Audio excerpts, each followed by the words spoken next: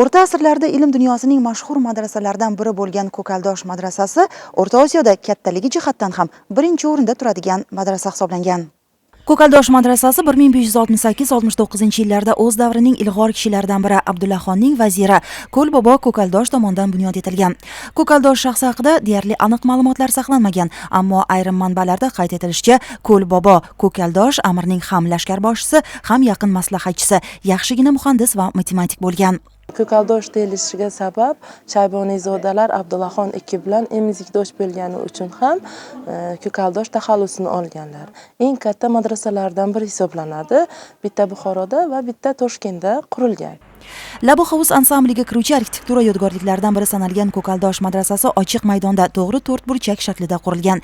Me'morlar madrasaning uzoqdan ko'zga tashlanishini nazarda tutib, 2 qavat balandligida qator ravoqlar qurganlar. Madrasaning old tomoni peshtoqli bo'lib, ansambl maydoniga qaragan. Peshtoqni bezatib turgan koshinlar hozirgacha saqlanmagan.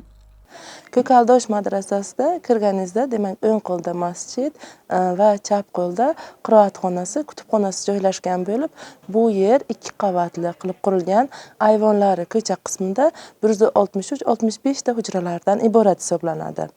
Ushbu madrasada zamonasida Buxoroning eng yetuk adiblaridan biri Maxtumquli, Mashrab, davlat arboblari Sadriddin Ayniylar ushbu madrasalarda tahsil olganlar.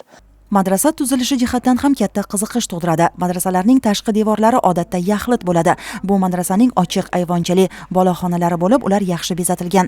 Boloxonalarni qurishdan maqsad madrasa atrofida ochiq maydon qoldirish edi. Madrasaning shuhrati o'z zamonida juda baland bo'lgan. Uning vaqf yerlari boshqa madrasalarnikidan ancha ko'p bo'lib, ulardan keladigan daromad mudarrislar va mullavachchilar ehtiyojlari uchun bemalol yetgan. 18-asr boshlariga kelib, o'zaro urushlar, mang'itlar sulolasi o'rtasidagi nizolar oqibatida mamlakatda o'qish va o'qitish ishlari izidan chiqadi. Vaqf yerlari musodara qilingach, madrasaning yillik ta'mirlash ishlariga ham mablag' yetmay qoladi. Shunda madrasa asta-sekin xarob bo'la boshlaydi.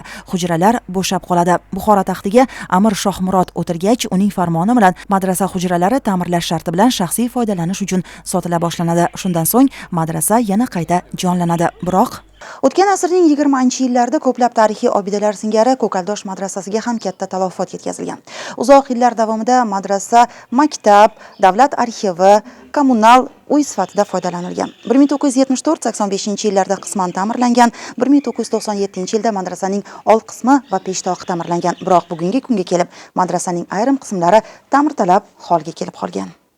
Madrasa tarixiy obidalarni ta'mirlash dasturiga kiritilgan bo'lib, tez orada bu yerda ta'mirlash, tiklash ishlari boshlanishi kutilmoqda.